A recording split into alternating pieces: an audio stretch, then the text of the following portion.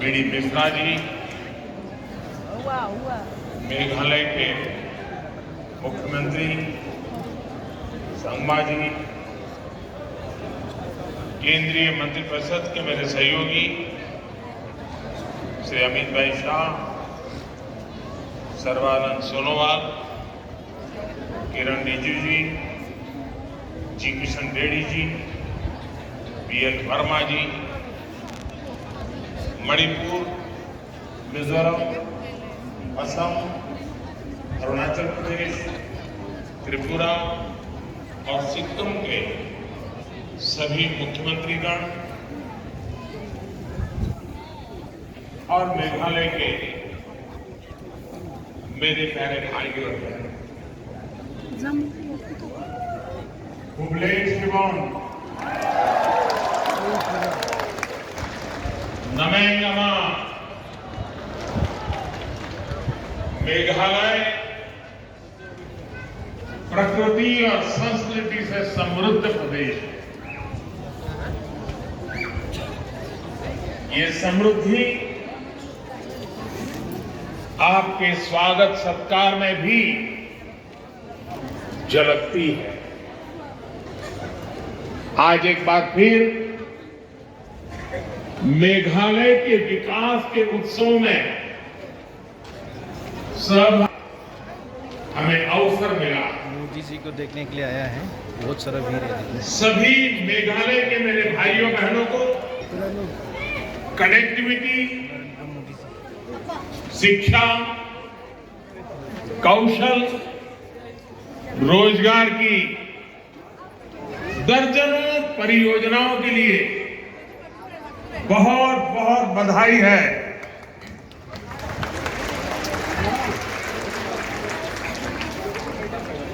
भाइयों और बहनों, ये संयोग ही है कि आज जब फुटबॉल वर्ल्ड कप का फाइनल हो रहा है, तब मैं यहां फुटबॉल के मैदान में ही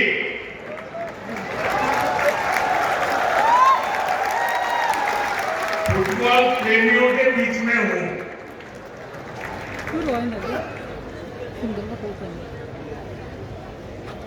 उस तरह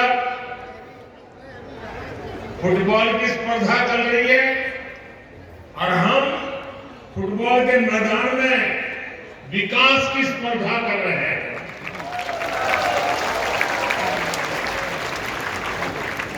मुझे एहसास है कि मैच कतर में हो रहा है, लेकिन उत्साह और उमंग यहां भी कम नहीं है।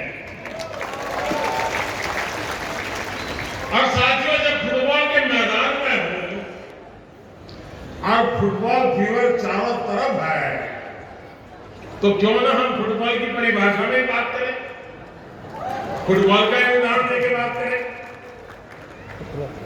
हम सबको मालूम है कि फुटबॉल में अगर कोई खेल भावना के विरुद्ध, स्पोर्ट्समैन स्पिरिट के खिलाफ अगर कोई भी व्यवहार करता है तो उसे रेड कार्ड दिखाकर बाहर कर दिया जाता है। इसी तरह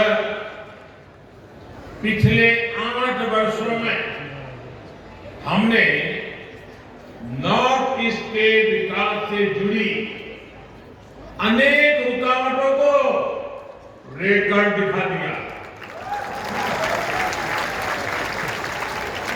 भ्रष्टाचार, भेदभाव, भाई भतीजावाद, हिंसा, प्रोजेक्टों को लटकाना भटकाना, वोट बैंक की राजनीति को बाहर करने के लिए हम ईमानदारी से प्रयास कर रहे हैं। लेकिन आप भी जानते हैं, देश भी जानता है, इन बुराइयों की, बीमारियों की जड़ें बहुत गहरी है। इसलिए हम सबको मिलकर के उसे हटा करके ही रहना है। हमें विकास के कार्यों को ज्यादा रफ्तार देने और ज्यादा प्रभावशाली बनाने में प्रयासों का अच्छा परिणाम भी नजर आ रहा है। यही नहीं, स्पोर्ट्स को लेकर भी केंद्र सरकार आज एक नई अप्रोच के साथ आगे बढ़ रही है। इसका लाभ नॉर्थ ईस्ट को हुआ है। नॉर्थ ईस्ट के मेरे नौजवानों को, हमारी बेटे बेटियों को पहली स्पोर्ट्स यूनिवर्सिटी नॉर्थ ईस्ट में है।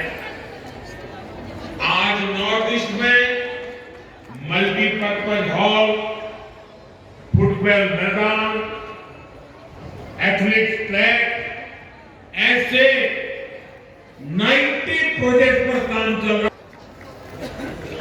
आज शिलोंग से मैं ये कह सकता हूं कि आज भले ही हमारी नजर कतर में चल रहे खेल पर है, मैदान में विदेशी टीम है उन पर है, लेकिन मुझे मेरे देश की युवा शक्ति पर भरोसा है।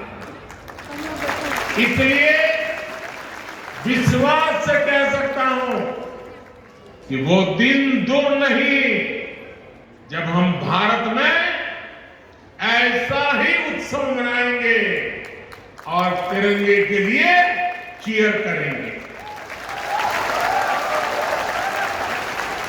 भाइयों बहनों, विकास सिर्फ बजट, टेंडर, शिलान्यास, उद्घाटन इन्हीं रिचुअल तक सीमित नहीं है। ये तो साल 2014 से पहले भी होता रहता था। फीते काटने वाले पहुंच जाते थे, नेताएं माला भी पहन लेते थे, जिंदाबाद के नारे भी लग जाते थे। तो फिर आज क्या बदला है? आज जो बदलाव आया है वो हमारे इरादे में आया है, हमारे संकल्पों में आया है, हमारी प्राथमिकताओं में आया है, हमारी कार्य संस्कृति में आया है। बदलाव प्रक्रिया और परिणाम में भी आया है। संकल्प आधुनिक इंफ्रास्ट्रक्चर, आधुनिक कनेक्टिविटी से विकसित भारत के निर्माण का इरादा भारत के हर क्षेत्र, हर वर्ग को तेज विकास के मिशन से जोड़ने का, सबका प्रयास से भारत के विकास का, प्राथमिकता अभाव को दूर करने की है, दूरियों को कम करने की है, कैपेसिटी बिल्डिंग की है, युवाओं को अधिक अवसर देने की है। कार्य संस्कृति में बदलाव यानी हर प्रोजेक्ट, हर प्रोग्राम समय सीमा के भीतर पूरा किया जाए।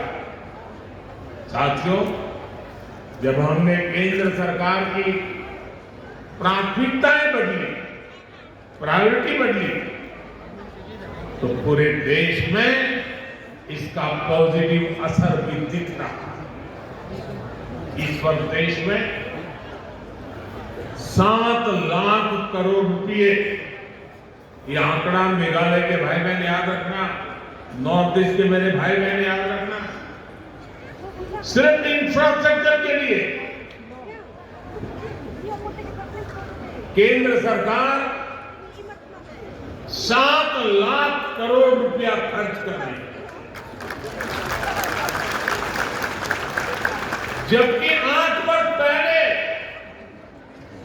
ये खर्च 2 लाख करोड़ रुपए से भी कम था। यानी आजादी के 7 दशक बाद भी सिर्फ 2 लाख करोड़ रुपए तक पहुंचे और 8 वर्षों में लगभग 4 गुना क्षमता हमने बढ़ाई है। आज इंफ्रास्ट्रक्चर को लेकर अनेक राज्य भी राज्यों के बीच में कंपटीशन हो रही है, स्पर्धा हो रही है, विकास की स्पर्धा हो रही है। देश में ये जो है उसका सबसे बड़ा लाभार्थी भी आज ये मेरा नॉर्थ ईस्ट ही है।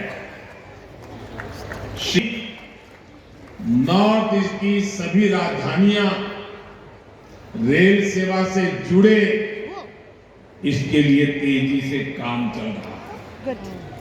साल 2014 से पहले जहां हर हफ्ते 900 उड़ानें ही संभव हो पाती थी, आज इनकी संख्या करीब 1900 तक पहुंच गई है।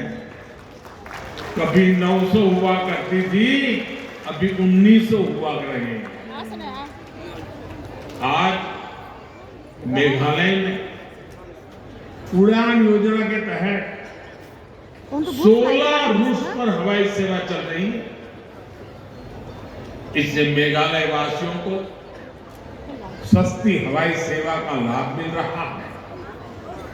बेहतर एयर कनेक्टिविटी से मेघालय और नॉर्थ ईस्ट के किसानों को भी लाभ हो रहा है। केंद्र सरकार की कृषि उड़ान योजना से यहां के फल सब्जी देश और विदेश के मार्केट तक आसानी से पहुंच पा रहे हैं। साथियों, आज जिन प्रोजेक्ट्स का लोकार्पण और शिलान्यास हुआ है, उससे मेघालय की कनेक्टिविटी और सशक्त होने वाली है। पिछले 8 वर्षों में मेघालय में नेशनल हाईवे के निर्माण पर 5000 करोड़ रुपए खर्च किए गए हैं। पिछले 8 वर्षों में जितनी ग्रामीण सड़कें मेघालय में प्रधानमंत्री सड़क योजना के तहत बनी है, वह उससे पहले 20 वर्षों में बनी सड़कों से 7 गुना ज्यादा है। भाई और बहनों, नॉर्थ ईस्ट की युवा शक्ति के लिए डिजिटल कनेक्टिविटी से नए अवसर बनाए जा रहे हैं। डिजिटल कनेक्टिविटी से सिर्फ बातचीत कम्युनिकेशन नहीं, उतना ही लाभ मिलता है ऐसा नहीं है, बल्कि इससे टूरिज्म से लेकर टेक्नोलॉजी तक, शिक्षा से लेकर स्वास्थ्य तक हर क्षेत्र में सुविधाएं बढ़ती है, अवसर बढ़ते हैं। साथ ही विश्व में तेजी से उभरती डिजिटल अर्थव्यवस्था का सामर्थ्य भी इससे बढ़ता है। 2014 की तुलना में नॉर्थ ईस्ट में ऑप्टिकल फाइबर की कवरेज लगभग 4 गुना बढ़ी है। वहीं मेघालय में ये वृद्धि 5 गुना से अधिक है। नॉर्थ ईस्ट के कोने कोने तक बेहतर मोबाइल कनेक्टिविटी पहुंचे, उसके लिए 6000 मोबाइल टावर लगाए जा रहे हैं। इस पर 5000 करोड़ रुपए से अधिक खर्च किया जा रहा है। आज मेघालय में अनेक 4G मोबाइल टावर्स का लोकार्पण इन प्रयासों को गति देगा। ये इंफ्रास्ट्रक्चर यहां के युवाओं को नए अवसर देने वाला है। मेघालय में आईआईएम का लोकार्पण और टेक्नोलॉजी पार्क का शिलान्यास भी पढ़ाई और कमाई के अवसरों का विस्तार करेगा। आज नॉर्थ ईस्ट के आदिवासी क्षेत्रों में 150 से अधिक एकलव्य मॉडल स्कूल बनाए जा रहे हैं। इसमें से 39 मेघालय में है। दूसरी तरफ आयाम जैसे प्रोफेशनल एजुकेशन के संस्थानों से युवाओं को प्रोफेशनल एजुकेशन का लाभ भी यही मिलने वाला है।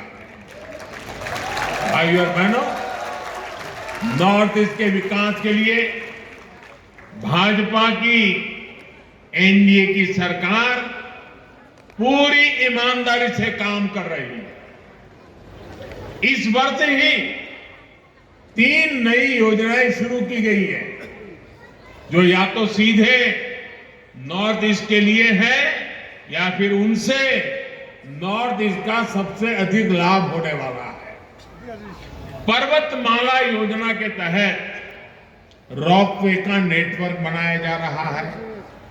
इससे नॉर्थ ईस्ट के प्रसिद्ध पर्यटन स्थलों में सुविधा बढ़ेगी और टूरिज्म का विकास भी होगा। पीएम डिवाइन योजना तो नॉर्थ ईस्ट के विकास को नई गति देने वाली है। इस योजना से नॉर्थ ईस्ट के लिए बड़े डेवलपमेंट प्रोजेक्ट्स अधिक आसानी से स्वीकृत हो पाएंगे। यहां महिलाओं और युवाओं की आजीविका के साधन विकसित होंगे। पीएम डिवाइन के तहत आने वाले 3-4 साल के लिए 6,000 करोड़ रुपए का बजट तय किया जा चुका है। भाइयों और बहनों, लंबे समय तक जिन दलों की सरकारें रही, उनकी नॉर्थ ईस्ट के लिए डिवाइड की सोच थी और हम डिवाइन का इरादा लेकर आए हैं। अलग अलग समुदाय हो या फिर अलग अलग क्षेत्र, हम हर प्रकार के डिवीजन को दूर कर रहे हैं। आज नॉर्थ ईस्ट में हम विवादों के बॉर्डर नहीं, बल्कि विकास के कॉरिडोर बना रहे हैं, उस पर बल दे रहे हैं। बीते 8 वर्षों में अनेक संगठनों ने हिंसा का रास्ता छोड़ा, स्थायी शांति की राह पकड़ी है। नॉर्थ ईस्ट में अफवाह की आवश्यकता ना पड़े, इसके लगातार राज्य सरकारों के साथ मिलकर स्थितियों को सुधारा जा रहा है। यही नहीं, राज्यों के बीच सीमाओं को लेकर भी दशकों से जो विवाद चल रहे थे, उनको सुलझाया जा रहा है।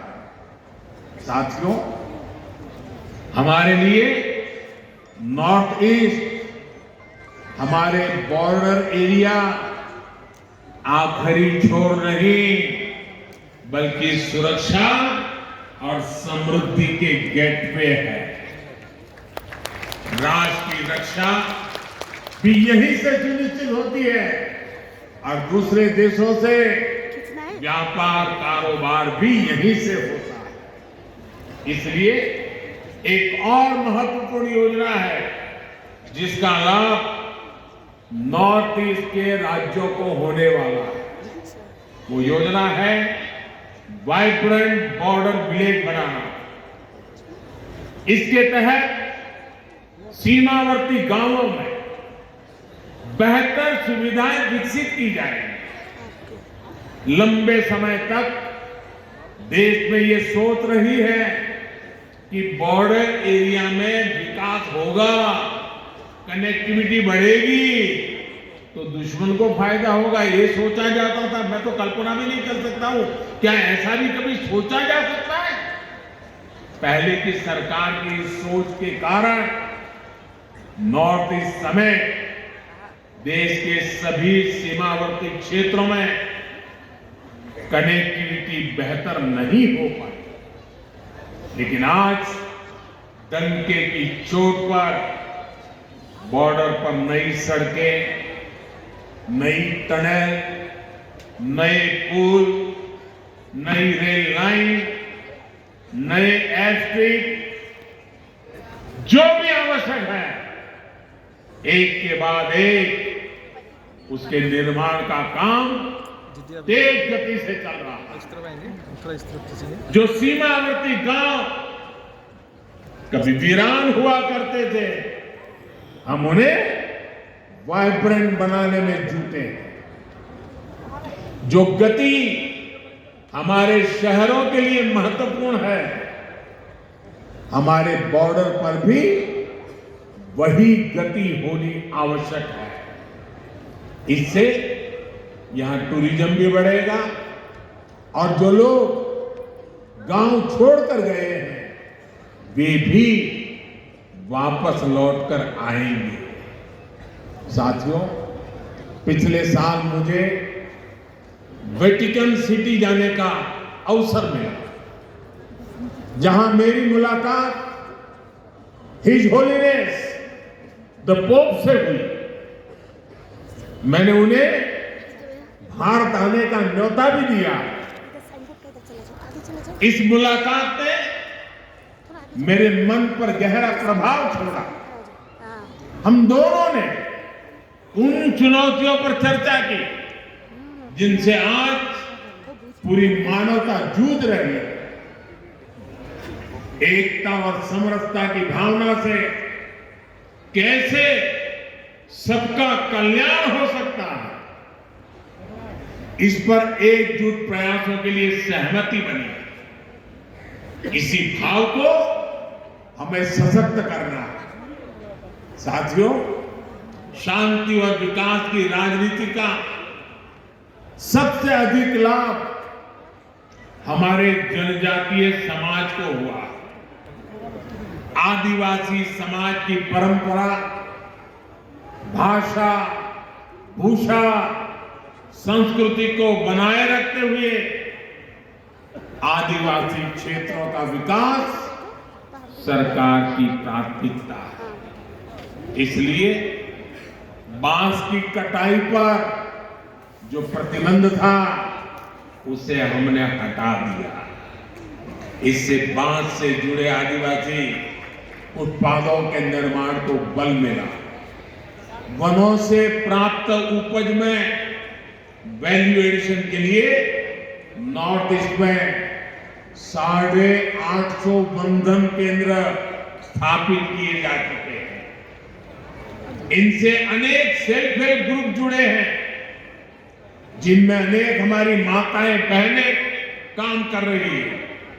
यही नहीं, घर, पानी, बिजली, गैस जैसे सोशल इंफ्रास्ट्रक्चर का भी नॉर्थ ईस्ट को सबसे अधिक लाभ हुआ।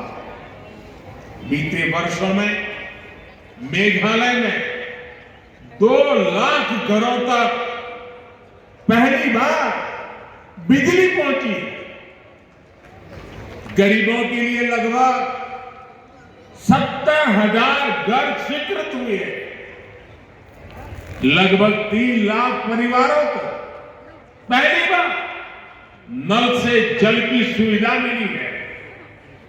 ऐसी सुविधाओं के सबसे बड़े लाभार्थी हमारे आदिवासी भाई बहन हैं।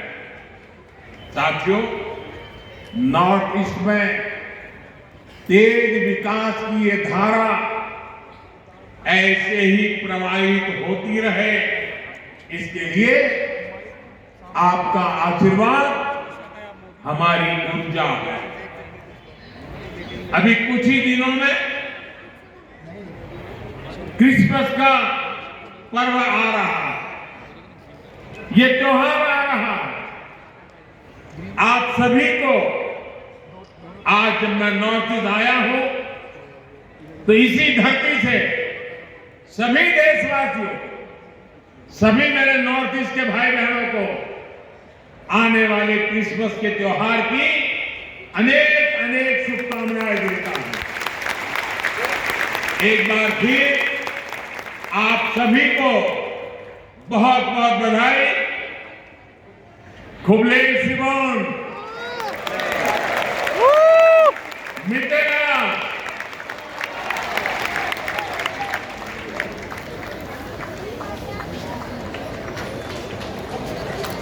महोदय, आपके प्रेरणादायक शब्दों के लिए हम आपका हार्दिक आभार व्यक्त करते हैं। देवी और सचिव